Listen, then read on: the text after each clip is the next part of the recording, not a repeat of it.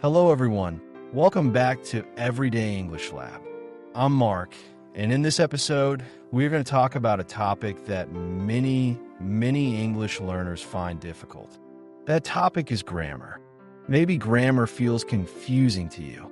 Maybe you've studied many grammar rules, but you still cannot use them easily when you're speaking. Maybe you've asked yourself, why do I forget grammar rules when I try to talk in English? Well, if you feel this way, you're certainly not alone. Today, I will help you see grammar in a completely new way, a way that feels simple, natural, and stress-free. I will teach you easy techniques and strategies for learning grammar, not by memorizing, but by understanding and feeling it in a natural way. In this podcast, as always, I speak slowly, clearly, and I use simple, natural English. This way, you can understand more, feel relaxed, and truly enjoy learning English. Here at Everyday English Lab, we have reached learners on every continent, in hundreds of countries, from India, Morocco, and Vietnam to Poland, Australia, Brazil, and so many more. Wherever you are listening from, you are part of this big learning family, and I am so happy you're here with me. Let's begin. What is grammar, really? Face with monocle. Let's start with a very clear question. What is grammar? Grammar is like the invisible system or the hidden map of a language. It is the set of rules that tells us how to use words correctly. It helps us put words in the correct order to make meaningful sentences. When you speak English, grammar tells you which words to use and how to use them together so that other people can understand you clearly. But here's a secret. Grammar is not only about rules. It is also about patterns. A pattern is something that repeats. Think of it like a song. When you listen to a song many times, you start to hear the pattern of the music. In the same way, when we hear English spoken again and again, we start to notice these patterns. We see these patterns in sentences. We pay attention to these patterns. Over time, our brain starts to feel what sounds right, even if we don't know the exact rule or the name of the tense. The more you hear English, the more these patterns become clear in your mind. Why grammar feels hard? It's not your fault. Weary face. Okay, let's be honest. Many English learners feel that grammar is very hard, and that's okay. You are definitely not the only one. Many learners all around the world feel the same way. Grammar can feel confusing. It can feel stressful. And sometimes it can even feel impossible to learn. But here's the truth, my friends. It's not your fault. The way many people learn grammar actually makes it much harder than it needs to be. Most learners are told to study grammar rules from books, to read textbooks, to take many notes, to memorize long lists of rules, to do many worksheets, to learn the complicated names of all the tenses, and to remember many little tiny things. So you try really hard. You make lists in your notebook. You underline important things. You highlight examples. You go back and read the same grammar rules again and again. But then, when it's time to speak English in a real conversation, you can't use the grammar you studied. You stop. You feel nervous. You forget what you studied. You're not sure which word is correct. You want to say something important, but grammar seems to get in the way. Your brain is full of rules, but your mouth stays quiet. This can feel very frustrating. So why does this happen? It happens because most grammar learning methods are too fast and involve too much information at once. You get too many rules at the same time, rules with many exceptions, rules that sometimes don't always make logical sense. and you are expected to remember it all and use it perfectly. But language is not just about memory. It's about feeling. It's about flow.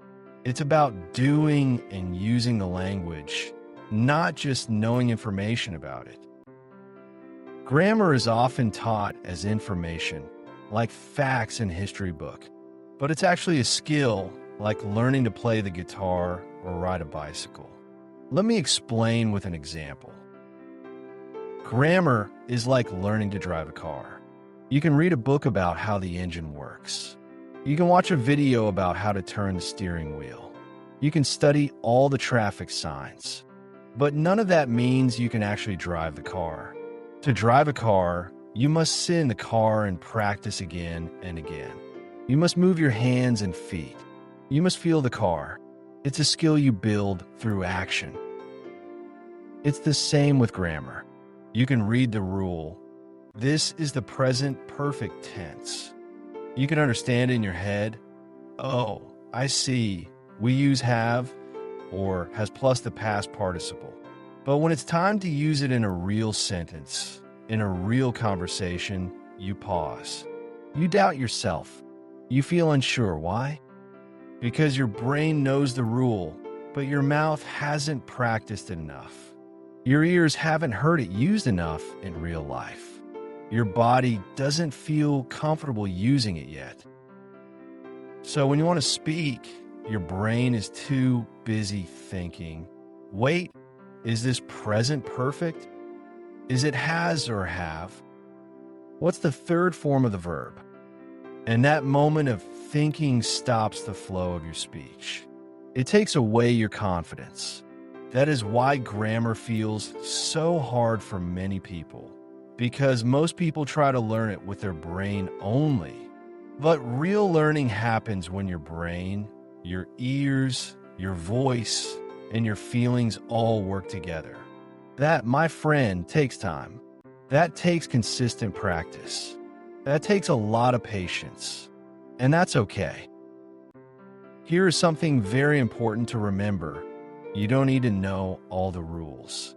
You don't need to speak perfectly. You don't need to go fast. You need to go slowly. You need to go step by step. You need to learn in a way that feels calm and clear, because grammar is not a race. It's a journey. And the more you slow down, the more you notice, the more you practice, the more confident you will become. How to make grammar easier, slow, deep learning turtle. Okay, now that we understand why grammar feels hard, let's talk about how to make it easier and more enjoyable. To make grammar easier, you need to learn it slowly. Not fast, not all at once, just slowly. But many learners do the opposite. They try to do too much too quickly. One day, they learn the present tense.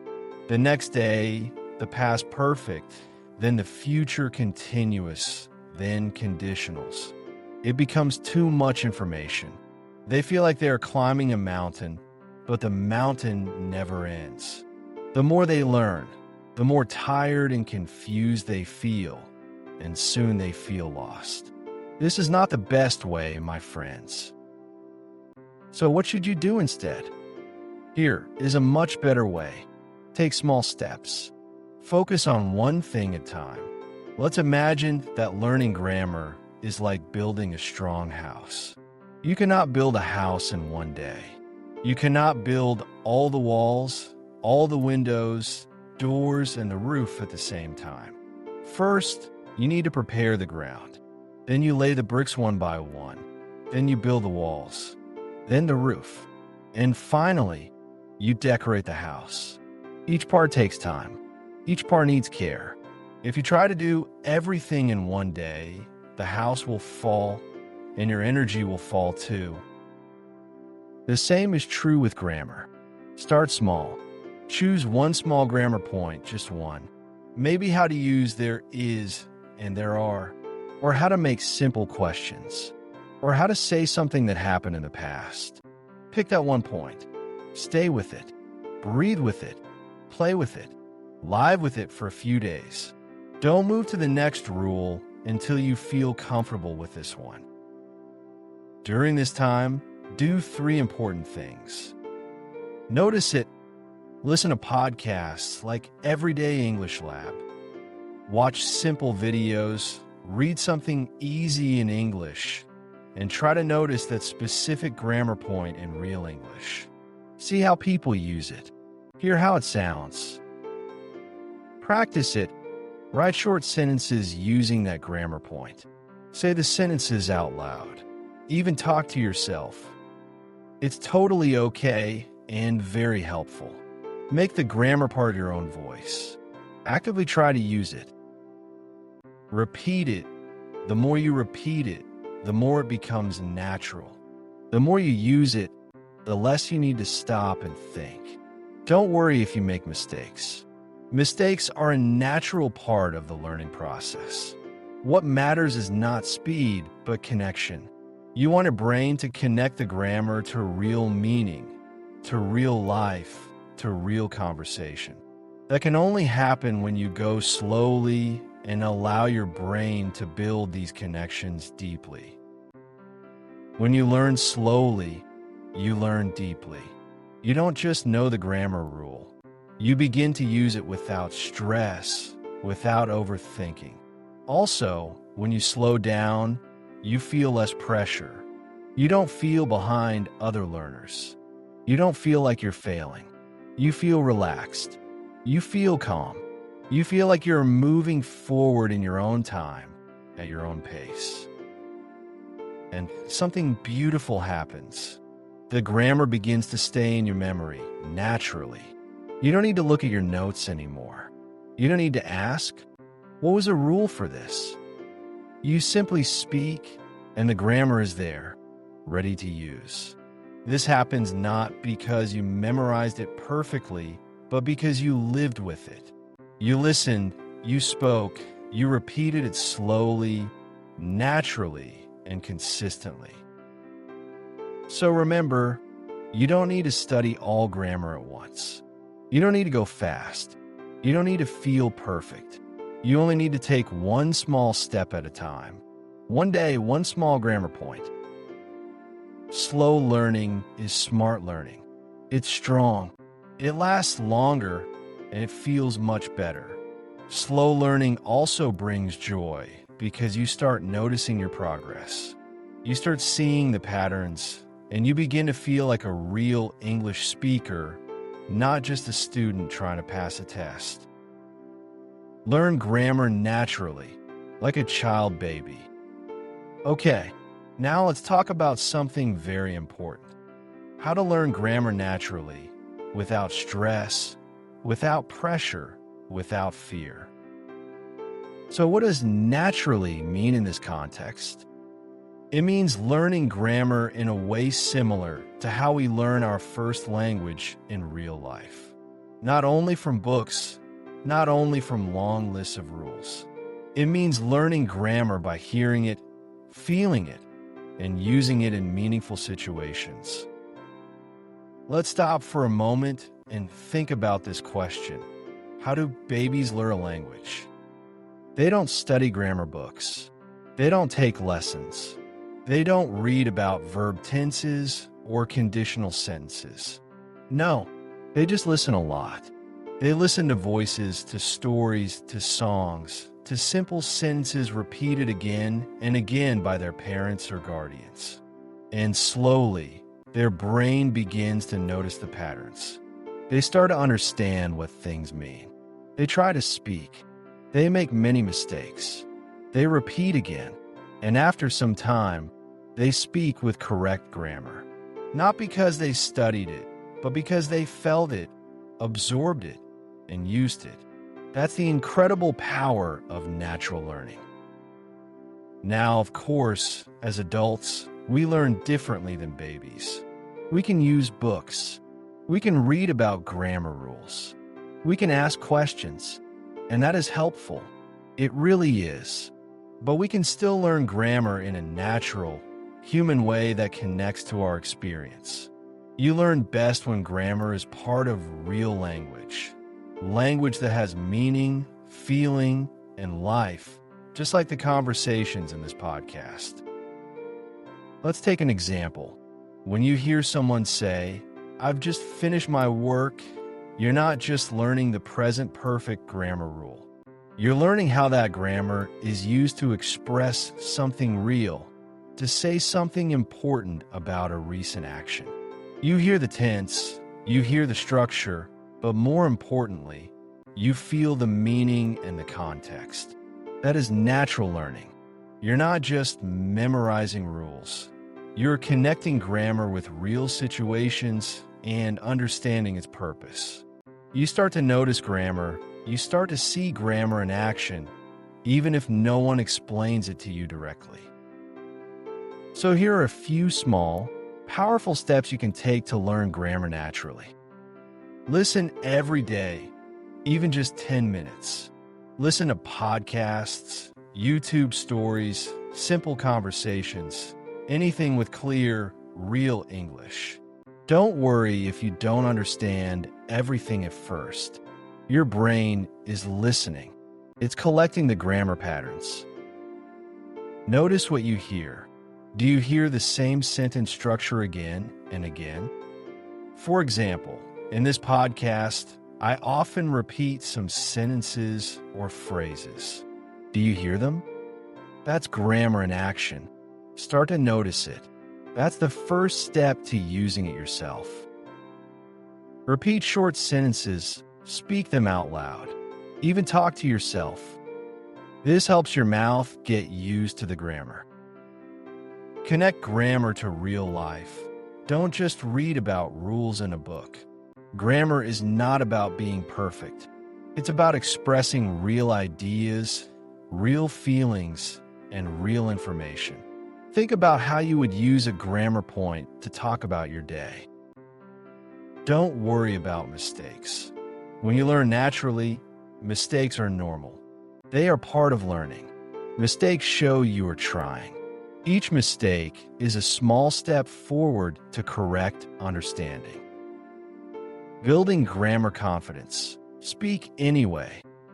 Flex biceps. Okay. Now let's talk about something many learners struggle with: confidence. You may know some grammar rules. You may have studied them. You may even understand them well in your head. But when it's time to speak, you feel nervous. You hesitate. You ask yourself, is this correct? Am I making a mistake? What if I say it wrong? And sometimes, because of this fear, you stay silent. Not because you don't know English. No, but because you don't feel confident. This is very common. It happens to many people. And if it has happened to you, I want you to know you are not alone. But here is the truth. You don't need to be perfect to be confident. Real confidence does not come from perfection. It comes from accepting imperfection. It comes from trying again and again, even when you make mistakes. So, let me share a few simple ideas that can help you build your grammar confidence. Speak anyway. Don't wait until you feel 100% ready. Because the truth is, you might never feel 100% ready. Just speak. Say your sentence. Use the grammar you know, even if it's simple. The act of speaking builds confidence. Celebrate small wins. Did you say a sentence correctly in the past tense today? Great. Did you ask a question and get an answer? That's amazing progress. Don't wait for big achievements. Notice the smallest steps. They're real growth. Make mistakes proudly. Yes, proudly. Mistakes mean you are trying. Mistakes mean you are learning. Think of them as proof of your effort, not proof of failure. Focus on communication, not perfection. Grammar is important, yes, but communication is more important. If people understand you, you're doing well. The main goal of language is connection, not absolute grammatical perfection. Use grammar that feels natural. Don't try to use big, complex grammar just to sound advanced. Use grammar that feels comfortable for you. Grammar you understand clearly. Grammar you can use easily. That's what builds real fluency and real confidence. Start simple, then grow. Okay, and that brings us to the end of today's episode. Thank you so much for listening and for joining me on this important discussion about grammar. This is Everyday English Lab, and I'm Mark. Keep learning, keep speaking, and keep believing in yourself. Bye for now.